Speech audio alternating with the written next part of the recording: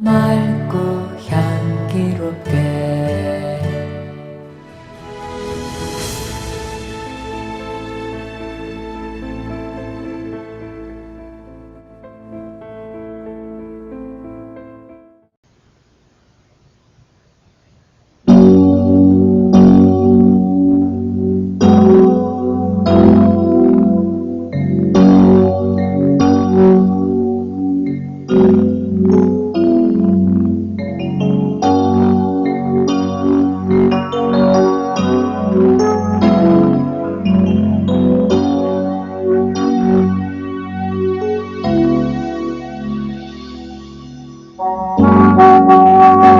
영원한 자유를 찾아서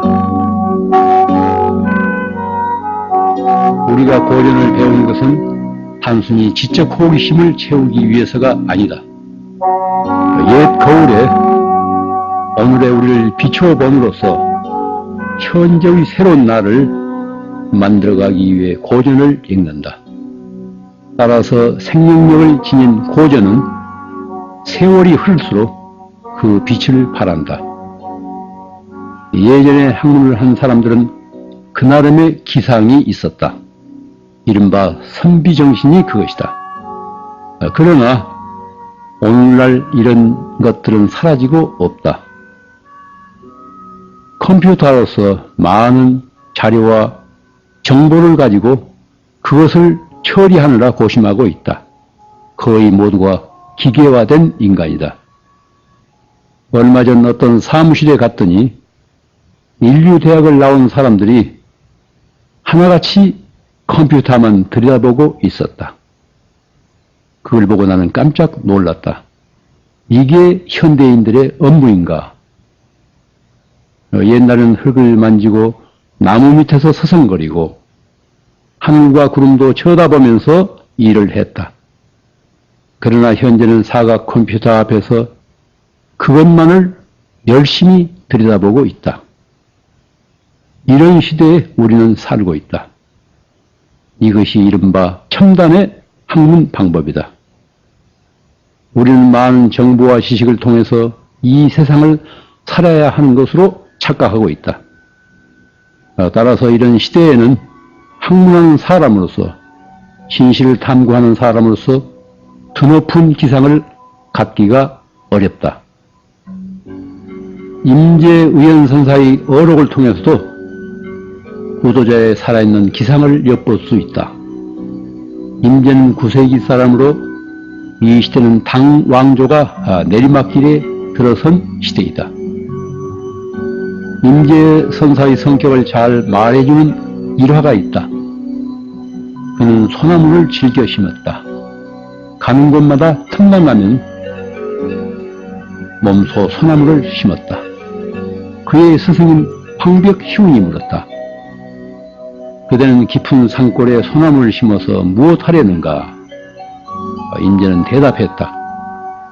첫째, 산문을 장식하기 위해서이고, 둘째, 뒷사람에게 표본이 되기 위해서입니다. 그러자 황벽이 말했다. 나의 종이 그대에 이르러 크게 세상에 떨치리라. 구도자의 기상이 어떠해야 하는가를 일깨워주는 임재 선사의 대표적인 일화가 또 있다.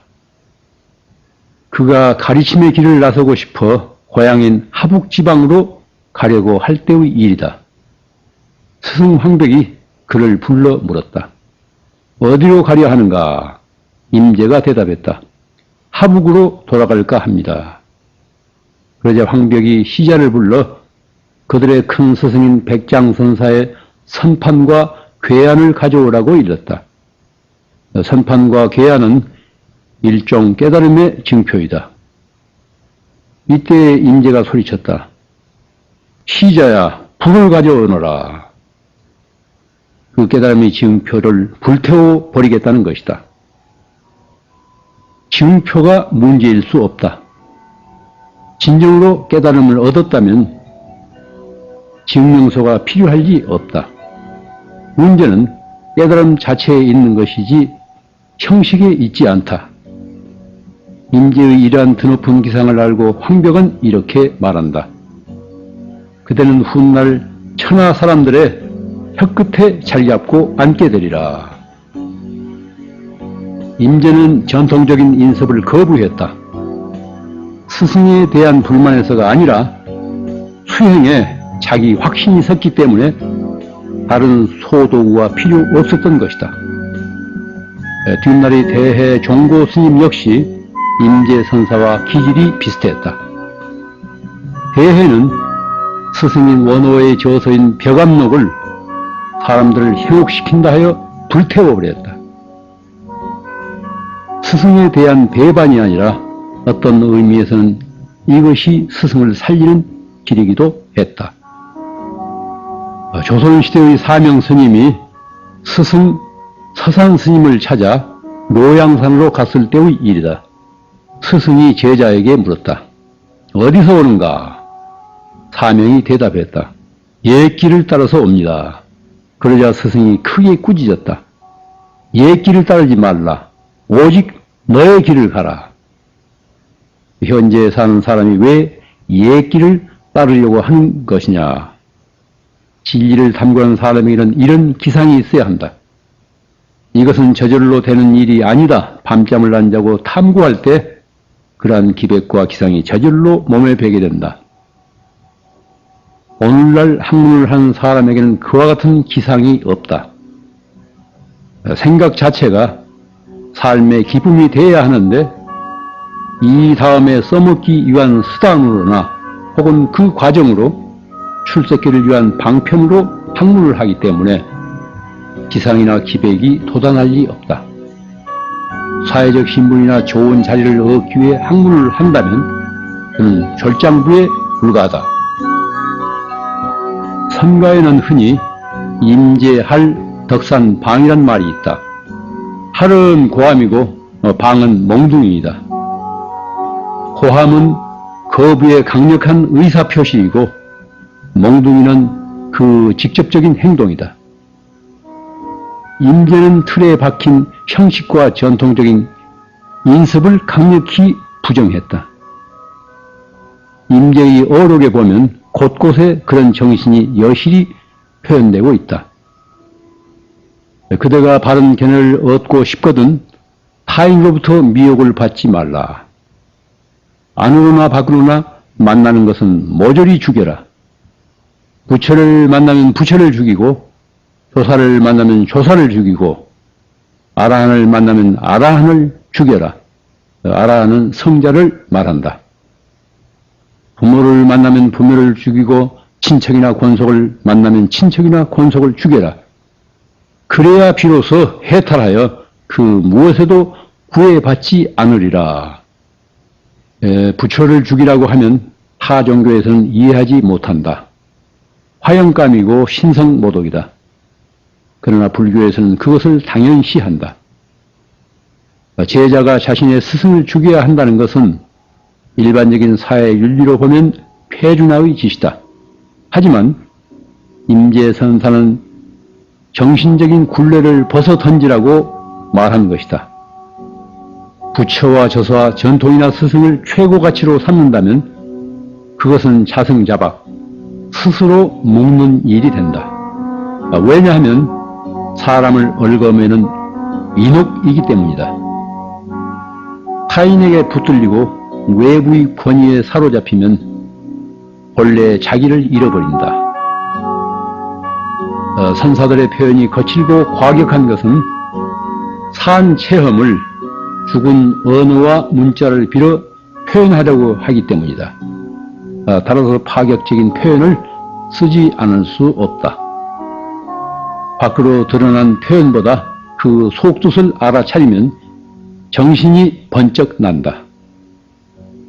임제선사는 또 어록에서 말하고 있다.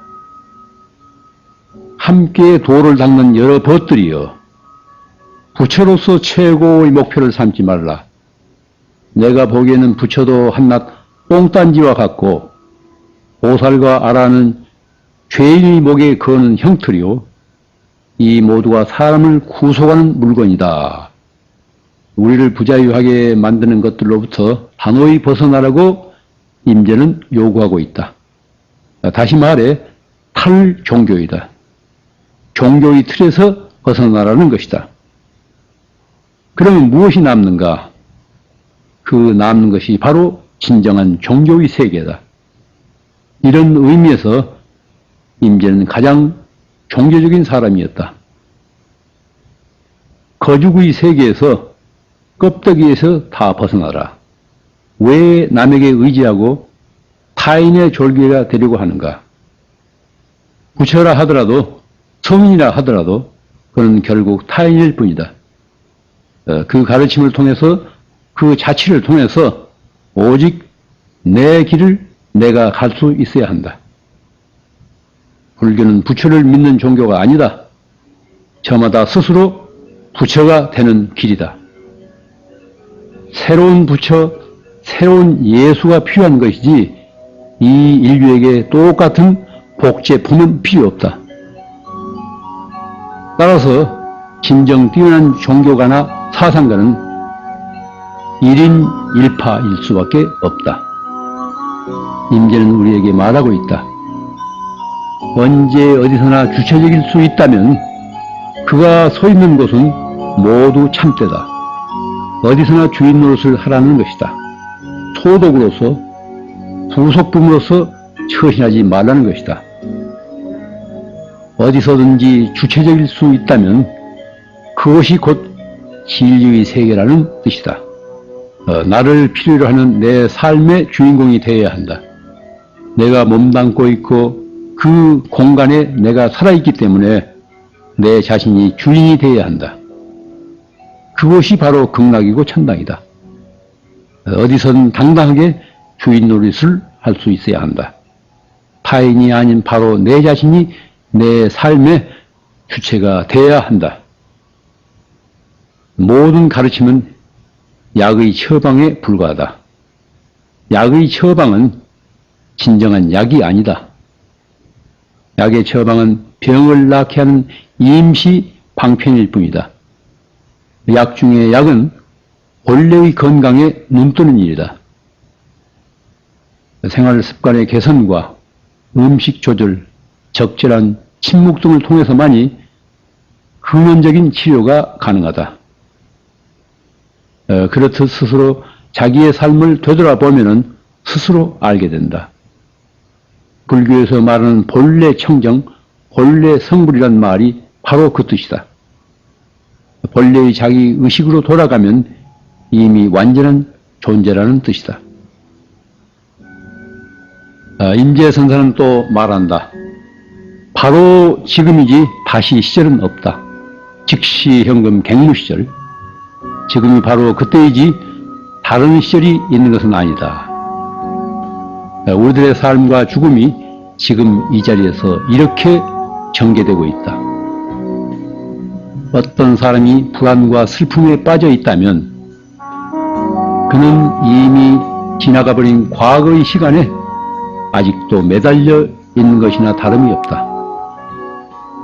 또 누가 미래를 두려워하면서 잠 못 이룬다면 그는 아직 오지도 않은 시간을 가불해서 쓰고 있는 것이다. 과거는 강물처럼 이미 지나가 버렸고 미래는 아직 오지 않았다. 과거나 미래 속에 한눈을 팔면 현재의 삶이 소멸해버린다. 보다 직설적으로 표현한다면 과거도 없고 미래도 없다. 항상 현재일 뿐이다. 지금 이 자리에서 최선을 다해 최대한으로 살 수 있다면 여기는 삶과 죽음의 두려움도 발 붙일 수 없다. 저마다 서 있는 그 자리에서 자기 자신답게 살라.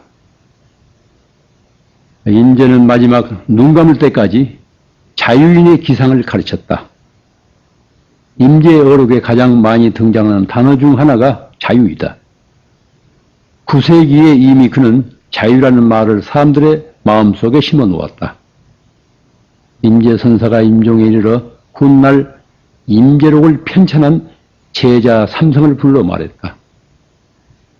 내가 죽은 후 내 정법 안장을 잃어버려서는 안 된다. 내 가르침을 잃어버려서는 안 된다는 뜻이다. 삼성이 말했다. 저희가 어떻게 스님의 정법안장을 잃어버릴 수 있겠습니까? 임재선사가 물었다. 그러면 뒷날 누가 나의 정법안장을 물을 때 너는 어떻게 대답하겠는가? 이때 삼성이 할을 했다. 스승이 지금까지 해온 그 할, 고함을 그대로 모방한 것이다. 이것을 듣고 임재선사는 한탄을 한다. 대체 누가 진작이나 했겠는가? 이 눈먼 나귀한테서 내 정법안장이 소멸될 것을. 임재선사는 이 말을 끝내고 바로 그 자리에서 눈을 감았다. 누구든지 자신의 길을 가야 한다. 좋은 제자는 스승을 뛰어넘어야 한다. 스승을 뛰어넘을 때 스승에 대한 은혜의 갚음이 된다. 끝으로 여기 한 가지 일화가 더 있다. 배휴라고 하는 한 지방 장관이 새로 부임한 후 절을 찾아갔다. 배휴가 절을 안내하던 그 절의 원주 스님에게 어느 영정을 가리키며 물었다. 이분은 누구십니까? 원주가 대답했다. 이 절에서 살다가 돌아가신 큰 스님입니다. 그러자 배후가 말했다. 얼굴은 그럴듯하군. 그럼 이 큰 스님은 지금 어디 계십니까? 이때 원주는 대답을 못하고 그 절의 노승인 황벽선사를 소개했다. 조금 전의 이야기를 듣고 나서 황벽선사는 배휴에게 처음부터 다시 물으라고 말했다. 그래서 배휴가 다시 물었다. 얼굴이 그럴듯한 이 큰 스님은 지금 어디 계십니까? 황벽선사가 큰 소리로 배장관 하고 부르자 배휴는 깜짝 놀라 예 하고 대답했다. 황벽은 다그쳐 물었다. 어디 있는가? 과거 사람의 자취를 찾아 물을 것 없이 현재의 그들은 지금 어디 있냐는 것이다. 이 말 끝에 배휴는 눈이 번쩍 띄었다. 배휴는 이 인연으로 제자가 되어 훗날 황벽선사의 어록인 전신법요를 편찬하고 그 서문을 지었다. 그건 그렇고 이 자리에 여러분은 지금 어디에 있는가? 지금 내 말을 듣고 있는 그들은 지금 어디 있는가? 이건 남의 이야기가 아니다.